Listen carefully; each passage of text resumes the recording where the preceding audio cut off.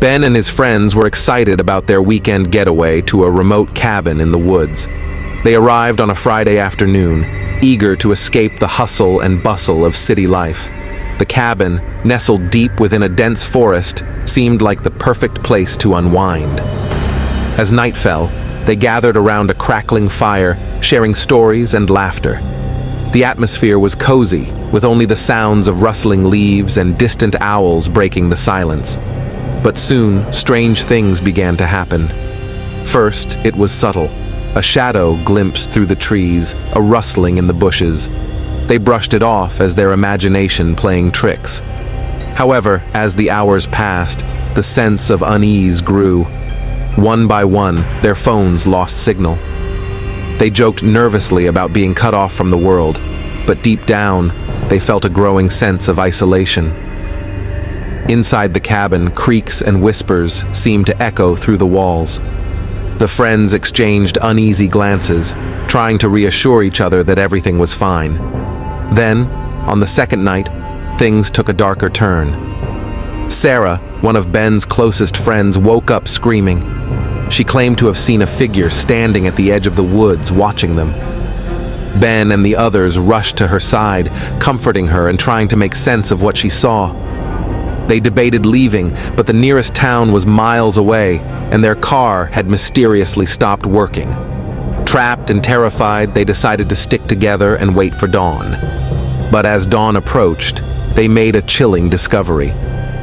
Outside the cabin, carved into a tree trunk, were strange symbols they couldn't decipher. Panic set in as they realized they were not alone in the woods.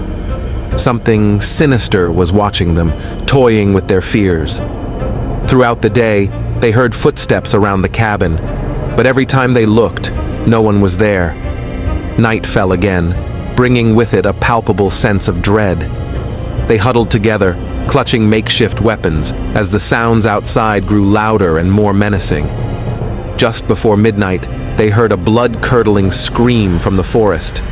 Without hesitation, they bolted for the door, desperate to escape whatever horror awaited them outside.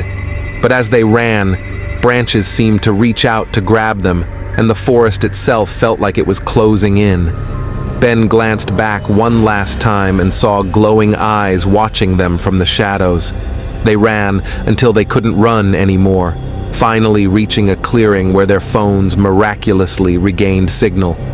Gasping for breath, they called for help, recounting their harrowing ordeal in the woods. When help arrived, there was no sign of the cabin or the symbols carved into the trees. It was as if the cabin had never existed, leaving Ben and his friends questioning their sanity. They never returned to those woods, haunted by the memory of what they experienced and the unanswered questions that still lingered in their minds.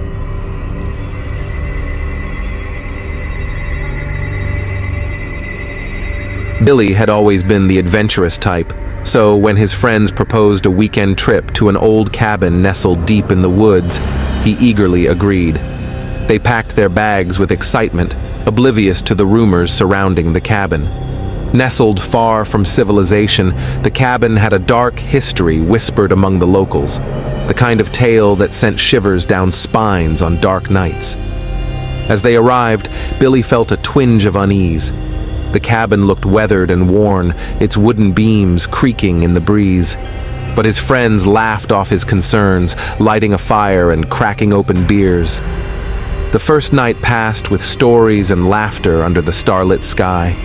But as midnight approached, an unnatural silence settled over the woods. Strange occurrences began the next day. Items went missing only to reappear in odd places, and shadows seemed to dance in the corners of Billy's vision. His friends brushed it off as nerves, but Billy couldn't shake the feeling that something was watching them from the shadows. It was on the third night that things took a sinister turn. One of their group, Sarah, vanished without a trace. Panic rippled through the cabin as they searched frantically, finding only strange symbols carved into the trees near where she was last seen. Billy's mind raced as he recalled the cabin's dark history, the tale of a hermit who had once lived there, driven mad by the voices that whispered in the woods. Days turned into a blur as more of Billy's friends disappeared one by one. Each time, the symbols grew more intricate, etched into the very fabric of their reality. Desperation gnawed at Billy's sanity as he delved deeper into the cabin's past. He found old journals hidden beneath the floorboards, their pages filled with ramblings of rituals and sacrifices to appease unseen entities. As Billy pieced together the hermit's descent into madness, he uncovered a hidden cellar beneath the cabin. Inside were ancient artifacts, strange idols, and faded parchment covered in arcane script. The journal spoke of the hermit's pact with otherworldly beings, promising power in exchange for obedience. Nightmares plagued Billy's sleep, visions of his friends' fates intertwined with the hermit's twisted rituals. The atmosphere in the cabin grew oppressive, every sound magnified into a symphony of dread. Billy knew they were not alone. Something malevolent lurked in the shadows, feeding on their fear. In a moment of clarity, Billy found the hermit's final entry, a desperate plea to undo the horrors he had unleashed. It detailed a ritual, a last-ditch effort to banish the spirits and seal the cabin's dark legacy. With trembling hands, Billy gathered the artifacts and prepared himself for the ritual, hoping against hope that it would work. The night was thick with tension as Billy spoke the incantations, the air heavy with the scent of ancient magic. The cabin seemed to pulse with a malevolent energy, pushing against Billy's resolve. But he pressed on, fueled by determination and fear. As he uttered the final words, a deafening roar shook the cabin to its foundations. Shadows coalesced into twisted forms, their anguished cries echoing through the night. Billy's vision blurred as reality itself seemed to warp around him, caught between worlds. In a final act of desperation, Billy smashed the artifacts, severing the connection between the living world and the spirits that had been unleashed. Silence fell like a shroud over the cabin, the oppressive atmosphere lifting with the dispersal of ancient magic.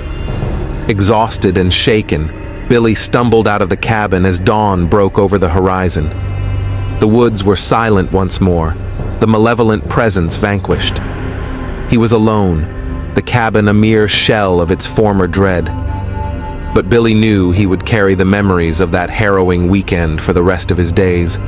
The friends he had lost, the horrors he had faced, and the darkness that still lingered in the depths of the woods. As he walked away, he glanced back one last time at the cabin, now just a shadow in the morning light. Its secrets were buried once more, but Billy knew that some nightmares never truly ended. They haunted the corners of his mind, a reminder of the thin veil between the seen and the unseen, the living and the dead. Deep in the heart of the Appalachian Mountains, there stood a cabin forgotten by time. Its weathered logs and crooked shutters spoke of years gone by, of whispered tales and unexplained disappearances that locals swore were true. The cabin sat nestled among towering pines, its presence a dark blot in the otherwise serene landscape. Emily, a young photographer seeking inspiration, stumbled upon the cabin while exploring the rugged terrain. Intrigued by its rustic charm and eerie aura, she decided to make it her temporary home, hoping the solitude would fuel her creativity. Little did she know, the cabin held secrets far darker than its weathered exterior suggested. On her first night, Emily heard faint whispers echoing through the walls, like the distant murmur of a forgotten conversation. She dismissed it as a trick of the wind, but unease settled in her bones nonetheless. Determined to capture the cabin's mystique through her lens, she ventured deeper into the surrounding woods during the day, capturing the play of light and shadow among the ancient trees. As the days passed, Emily's unease grew. Strange occurrences became commonplace, the scent of smoke lingering despite no fire, footsteps echoing in empty rooms, and photographs developing with ghostly apparitions in the background. Each night, she felt eyes watching her from the darkness beyond the cabin's windows, a presence that seemed to hunger for her attention. One stormy evening, Emily discovered a hidden trapdoor beneath a faded rug in the corner of the cabin. Curiosity and dread warred within her as she lifted the latch, revealing a staircase descending into darkness. Armed with only a flashlight and trembling resolve, she ventured into the depths below. The air grew colder with each step, the silence oppressive as cobwebs brushed against her face. At the bottom of the stairs, Emily found herself in a cavernous cellar filled with dusty relics, a collection of old books, rusted tools, and peculiar artifacts adorned with symbols she couldn't decipher. Among them, a journal bound in cracked leather caught her eye. The journal belonged to a previous occupant of the cabin, a recluse who had devoted his life to studying ancient rituals and summoning spirits from beyond the veil. His entries grew more frantic as he chronicled his descent into madness, his experiments turning from curiosity to obsession. He wrote of whispers in the night, of shadows that danced along the walls, and of a presence that demanded tribute. Emily's heart raced as she read on, piecing together the chilling truth of the cabin's history. The recluse had sought to commune with the dead, believing he could harness their knowledge and power.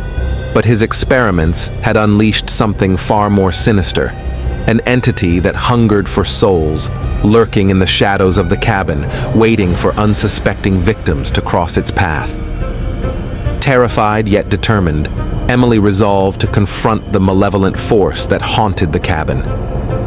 Armed with newfound knowledge from the journal, she returned to the surface and prepared a makeshift altar in the center of the cabin's main room.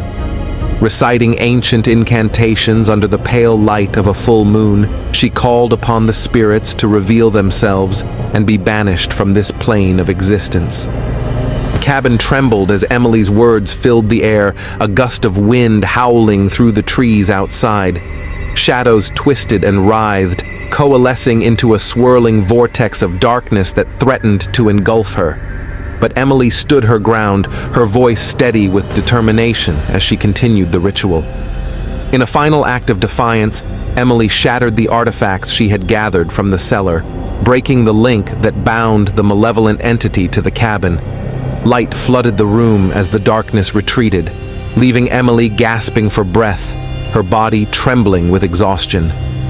As dawn broke over the mountains, Emily emerged from the cabin, the weight of its dark legacy lifted from her shoulders.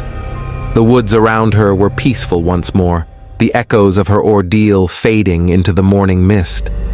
She knew the cabin would always hold a place in her memories, a testament to the thin veil between the living and the dead, and the courage it took to confront the horrors that lurked within.